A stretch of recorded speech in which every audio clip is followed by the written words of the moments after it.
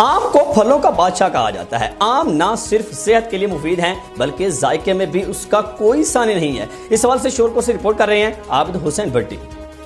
ذائقے سے بھرپور میٹھے اور رسیلے آم شور کوٹ کی منڈیوں میں فروخت کیے جا رہے ہیں۔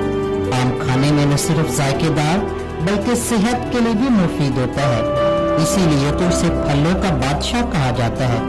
اور اگر آموں کے باغوں میں جائیں تو وہاں کئی قسم کے آم آپ کو دیکھنے میں ملیں گے، اور درختوں پہ لگے یہ آم خوبصورت مناظر پیش کرتے نظر آ رہے ہوتے ہیں، جن میں لنگڑا، دسہری، چوسا، سندڑی اور امبر لٹور وغیرہ شامل ہیں۔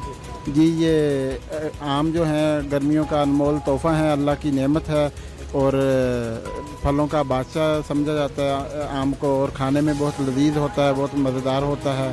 اللہ کی یہ نعمت ہے جس پر ہم اللہ کا شکر ادا کرتے ہیں کہ اللہ نے ہمیں اتنی بڑی نعمت دی ہے، گرمیوں کا ایک تحفہ دیا ہے۔ دسہری، سندڑی ذائقے میں اپنی مثالات ہیں، لیکن چوسے کا کوئی ثانی نہیں۔ یہی وجہ ہے کہ چوسا آم کی مانگ سب سے زیادہ ہوتی ہے۔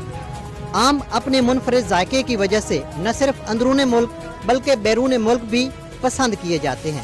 کیمرہ مین محمد طیب کے ساتھ عابد حسین، سٹی نیوز، شور کوٹ۔